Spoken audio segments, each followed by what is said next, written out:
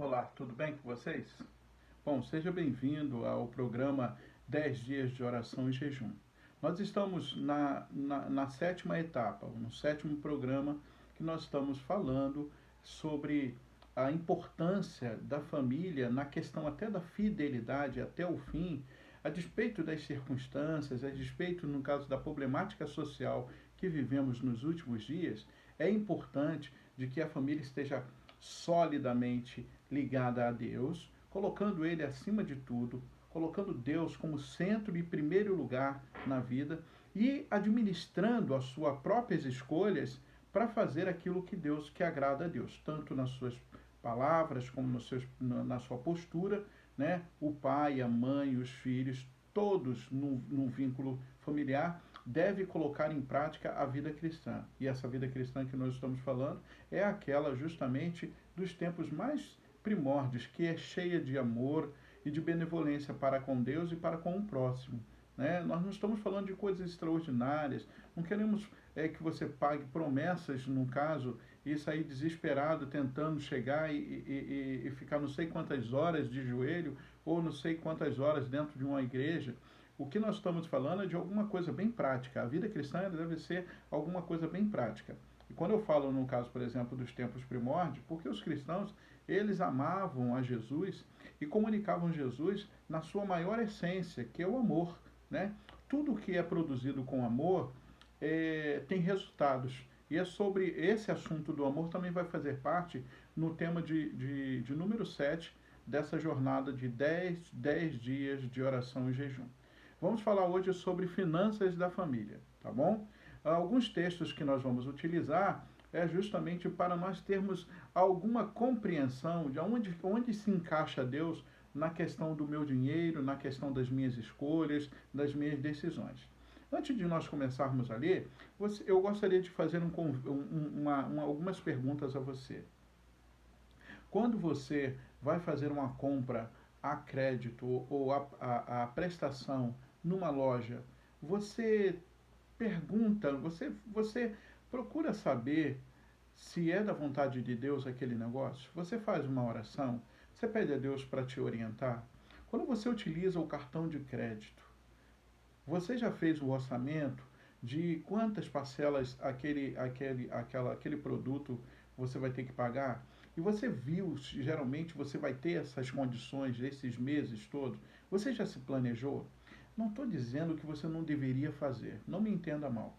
Eu estou querendo só colocar para você, eu também tenho minhas compras no caso. Eu pago meu carro no caso, eu tenho um carnê que eu pago o carro, só para você ter uma ideia de que a tua luta e as tuas dificuldades são muito reais na minha vida social. E eu não estou falando, o que eu estou querendo dizer é o seguinte, que tudo que a gente faz na vida, principalmente na família, ou até você que é solteiro, você precisa planejar.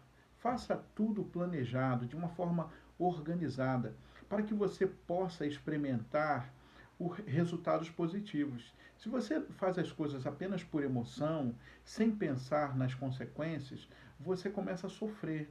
Você vai ver que você se envolveu em uma situação pela emoção. Você comprou um produto que você não tinha condições de pagar. E aí você vai trazer sofrimento a você e, na verdade, Deus começa a ser desonrado, até nos seus próprios lábios, porque você começa a reclamar e colocando a culpa em Deus. Por que Deus te colocou naquela situação?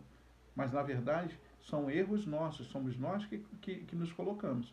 Então, se você quer uma palavra de Deus, nós vamos ler agora e vamos, no caso, colocar os pingos nos is, tá bom? São 3 passagens bem objetivas. A primeira passagem está no livro de Romanos, uma passagem muito conhecida de vocês, Romanos capítulo 12, verso 1 e 2, diz o seguinte: Rogo-vos, pois, irmãos, pela misericórdia de Deus, que apresenteis o vosso corpo por sacrifício vivo, santo e agradável a Deus, que é o vosso culto racional. E não vos conformeis com este século. Eu gostaria que esse segundo versículo, versículo 2, é que você notasse alguns detalhes, tá? E não vos conformeis com este século, mas transformai-vos pela renovação da vossa mente, para que experimenteis qual seja a boa, agradável e perfeita vontade de Deus. Mas o meu vizinho, Marcos, ele faz as compras dele a prazo e nunca teve problema. Bom, mas todo mundo está comprando, é uma promoção que todo mundo está fazendo, então posso chegar, eu vou também comprar junto com todo mundo. Mas as Escrituras Sagradas estão dizendo o seguinte: não vos conformeis com esse sistema, com o sistema capitalista, com esse sistema, no caso de compra, de venda, de lucro, né? Toma cuidado com o sistema, no caso, essa rotina. Não estou falando nada contra sistemas políticos e presidenciais, não. Eu estou colocando, no caso, é o sistema da rotina da vida humana, de você consumir, a questão do consumismo, porque todo mundo está fazendo, e o texto bíblico está dizendo assim: não vos conformeis, não fique satisfeito com este século, com a forma como as pessoas estão vivendo.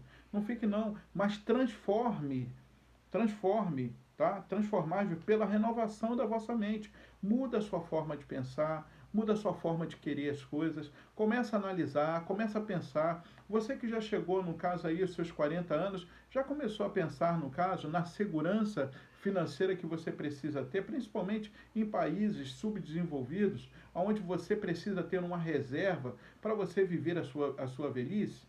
Você já começou a analisar que você precisa de anos, no caso poucos anos aí, para você organizar a sua vida, para você entrar na sua aposentadoria com mais tranquilidade, não tendo que pagar um aluguel, não tendo que pagar, no caso, uma mensalidade? Então, você começa, no caso, a pensar, né? Quando a gente é muito jovem, né, como estou falando para jovens aí, vocês começam a ter vários tipos de prioridades. Mas quando Deus está falando para um jovem, está falando para um pai, para uma mãe, independente da idade, Deus está falando bem assim: começa a pensar, pensa justamente na responsabilidade que você tem de testemunhar no meu nome. Para você experimentar qual é a perfeita e boa vontade de Deus, você precisa, no caso, cuidar de você, administrar as finanças, os recursos que Deus propõe aí nas suas mãos, ok?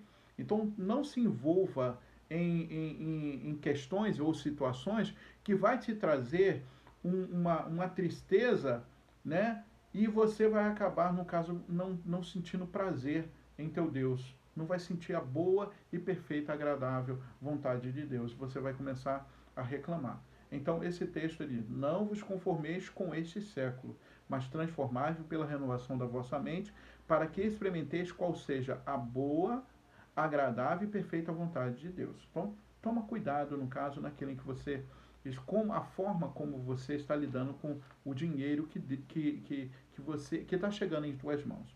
Um outro detalhe está em João capítulo 15. Esses versículos eu acho muito interessante a forma como Jesus colocava e coloca as palavras, no caso, no texto e, no caso, por exemplo, nesses contextos da vida humana. Olha como é que ele utiliza, no caso, a linguagem, no caso, do cuidado de Deus para conosco. Veja bem, em João capítulo 15, verso 1 até o verso de número 5, diz assim: eu sou a videira verdadeira e meu pai é o agricultor. Todo ramo que estando em mim não der fruto, ele o corta.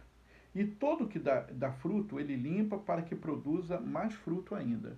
Essa técnica, você sabia que é uma técnica real que os agricultores utilizam? Talvez eu esteja falando com alguém que sabe melhor do que eu sobre a questão de plantio. E você sabe que o fruto, no caso, quando uma árvore produz o seu fruto, o agricultor tende, no caso, por exemplo, a tirar os frutos para que ela produza mais ainda. É uma lógica, né? Uma prática. Não se deixa fruto apodrecer na árvore, porque ela vai acabar, você vai até gerar enfermidade a essa árvore. O Senhor Jesus está dizendo nesse texto, está fazendo uma colocação da vida humana, da nossa vida em relação a Ele. Não é a vida espiritual, não. É a vida humana. Olha o que ele diz nos versos seguintes: vós já estáis limpo pela palavra que eu vos tenho dado. Permanecei em mim e eu permanecerei em vós. Como não pode o ramo, como você não pode produzir fruto de si mesmo, se não permanecerem na videira, assim nem vós o podeis dar se não permanecerdes em mim.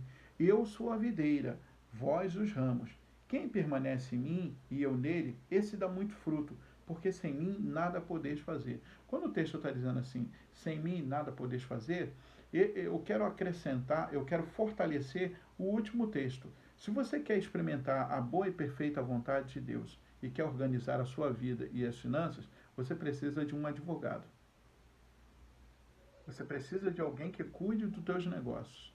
E esse alguém é o Senhor Jesus. Ele está dizendo que se você não procurar Ele, se você não confiar nele, se você não aceitar a orientação dele, você não vai conseguir ser bem-sucedido na vida em relação às finanças e desfrutar da felicidade em família. Talvez até você consiga guardar dinheiro para que você possa desfrutar, no caso, com a sua família, mas você não tem a felicidade que você gostaria de ter. Porque o dinheiro não traz felicidade. O dinheiro vai pagar a sua conta. O dinheiro vai te dar momentos de prazeres, ok? Felicidade só tem uma pessoa que pode dar para você. E essa é Deus, através de seu Filho amado Jesus. Tá bom? Então a gente precisa, no caso, colocar os pingos nos is, tá bom? Então nós temos um advogado junto ao Pai, 1 São João, capítulo 2, verso 1. Filhinhos, essas coisas vos escrevo para que ninguém erreis. Se alguém errar, nós temos um advogado junto ao Pai, Jesus Cristo o justo. Ele é a propiciação pelos nossos pecados, e não somente pelos nossos, mas do mundo inteiro. Ele é o perdão pelos nossos erros, mas nós temos um advogado. E a postura de um advogado é cuidar da nossa vida, tanto da parte, no caso financeira, como da parte, no caso física. Então você precisa dialogar com Deus sobre as questões da finança. Há um conselho muito interessante da palavra de Deus falando sobre o dinheiro, e essa daí eu gostaria que você percebesse. Eu vou te lembrar dessa questão de Deus limpar, Deus pegar o fruto, limpar para que você produza mais ainda. Olha que técnica maravilhosa. Em Malaquias capítulo 3, nós temos aqui no livro de Malaquias. O que é Malaquias? Malaquias é o último livro do Antigo Testamento. Tá? Então, se você chegar lá no primeiro capítulo de Mateus, você vai encontrar o livro de Malaquias. É só voltar um pouquinho mais. No capítulo 3 do livro de Malaquias, nos versos, a partir do verso 6, né, nós temos aí, no caso, um texto muito interessante, né? Então, olha o que diz assim o texto, ó. Porque eu, o Senhor, não mudo. Então, o texto está dizendo assim, eu sou o ontem, o hoje e sempre serei. Eu não mudo. Por isso que o Senhor Jesus, em Apocalipse, diz assim, eu sou o alfa e o ômega, o princípio e o fim. Então, aqui o texto está dizendo no verso 6 do capítulo 3 de Malaquias, eu, o Senhor, não mudo. Por isso, vós, ó filhos de Jacó, não sois consumidos. Desde os dias de vossos pais, vos desviaste dos meus estatutos e não os guardastes. Tornai-vos para mim, e eu me tornarei para vós outros. Diz o Senhor dos Exércitos, mas vós dizeis, em que havemos de tornar? Roubará o homem a Deus? Todavia, vós me roubais e dizeis, em que te roubamos? Nos dízimos e nas ofertas. Com maldição sois amaldiçoado, porque a mim me roubais, vós, a nação toda. Trazei todos os dízimos à casa do tesouro, para que haja mantimento na minha casa. E provai-me nisto, diz o Senhor dos Exércitos, se eu não vos abrir a janela dos céus e não derramar sobre vós bênçãos sem medida. Por vossa causa repreenderei o devorador, para que não vos consuma o fruto da terra. A vossa vide no campo não será mais estéril, diz o Senhor dos Exércitos. Que coisa maravilhosa, né? Que texto lindo, né? Eu quero terminar com esse texto. É uma promessa. Essa é uma promessa condicional. Deus não está forçando ninguém a devolver o dízimo numa igreja. Deus não está forçando ninguém a devolver uma oferta na igreja. Mas se você reconhece de que o Senhor Jesus ele está administrando o seu dinheiro, e se você com gratidão reconhecer de que 10%, segundo o que a Bíblia diz, 10% das suas rendas deve ser oferecido na igreja e ainda você oferecer uma oferta de gratidão, eu quero te dizer que você está cumprindo uma condição que Deus vai cumprir a parte dele. Deus está dizendo que, olha, se você fizer isto, eu vou fazer aquilo. Mas você é livre para tomar a decisão. Se você for fiel nos dízimos e nas ofertas, na minha igreja, no meu templo, eu vou ser eu vou trazer bênção sobre você, bênção sobre todos os teus empreendimentos. Eu vou trazer bênção sobre você, mas agora vamos nos deter numa coisa. Tem muita gente, olha só como é é bom a gente pensar. Tem muita gente que faz isso em troca de benefício. Recebe até bênçãos, mas não consegue se realizar completamente porque a ausência da presença de Deus ainda é sentida. E nós não conseguimos ser felizes sem a presença de Deus no nosso coração, porque a Bíblia diz o quê? Sem mim nada podeis fazer. Por isso que eu coloquei Jesus no lugar certo na questão das nossas orientações financeiras. Porque não adianta eu pensar no dinheiro para eu ter um lugar lá na igreja. Não adianta eu devolver dízimo e oferta para ter um cargo na igreja, para ser amado pelos irmãos da igreja. Não adianta eu ser, no caso, dizimista ou ofertante, né, ou fazer minhas caridades para cobrar, bater na porta de Deus e dizer assim, oh, agora está na hora de tu me abençoar. Porque Deus ele quer um trato com você, mas um trato por amor. Você precisa amá-lo. Você precisa reconhecer que ele é Deus. Você precisa dele. Deus não precisa de você. Deus quer te amar. E ele manifesta o seu amor através de um relacionamento, da sua aceitação em relação, no caso, àquilo que ele propõe para você. É uma proposta para a sua vida e para a vida da sua família. Então, estude mais sobre o assunto, no caso, sobre finanças. Organize a sua vida, porque se você quer ser uma bênção para outro, você não pode esquecer que você é um sacerdote, então você precisa ter uma vida organizada, uma vida abençoada para abençoar a outro. Então é importante você não fazer exageros de despesas, né? Manter sempre uma reserva, pensando sempre no amanhã, né? E você precisa, no caso, entender de que Deus, como um administrador da sua vida, ele te pede para que você reparta um pouco com a obra dele, com a igreja, com a administração da igreja, para que a sua igreja seja uma porta aberta para benefício dessas pessoas que você vai abençoar e que vai conduzir para elas terem um lugar para adorar a Deus, para exaltar o nome dele. Ok? Lá é importante ter um pastor para dar conselhos, orientar, né? Então é importante ter uma gestão administrativa numa igreja e tudo isso custa dinheiro. Então Deus inteligentemente está dizendo, olha, você precisa devolver o dízimo e a oferta lá na minha igreja, ok? Agora, é cabível a você, por amor, fazer isso. Que Deus te abençoe, que Deus te oriente, que Deus te fortaleça nesse momento, para que você tome a decisão certa de colocar Jesus na frente das tuas finanças, pedir a Ele para que Ele seja o advogado na causa do teu dinheiro e que Ele possa, no caso, que você possa ter a oportunidade de chegar e devolver dízimos e ofertas e ajudar quantas pessoas chegarem na sua porta. Vamos orar? Querido Deus, te pedimos que o Senhor abençoe o meu irmão, o meu amigo, aquele que está estudando a tua palavra, que está orando comigo nesse momento, para que as suas finanças sejam multiplicadas por meio da obediência à sua palavra. Entregamos, Senhor, tudo aquilo que temos e somos em tuas mãos. Como o Senhor é o primeiro lugar em nossa vida, queremos que também o Senhor administre as nossas finanças, para que todos possam ver que o Senhor está nos abençoando, porque o Senhor, Ele é Deus em nossa vida. E nós amaremos cada vez mais a Tua presença, a despeito das consequências, porque Tu és Deus na fartura e és Deus também nos momentos difíceis. Nós estamos nos preparando para todos os momentos da vida, porque Tu és Deus e não há outro semelhante a Ti. Muito obrigado, Senhor Jesus, e é em teu nome sempre que oramos ao Pai, por meio do Espírito Santo, para sempre. Amém.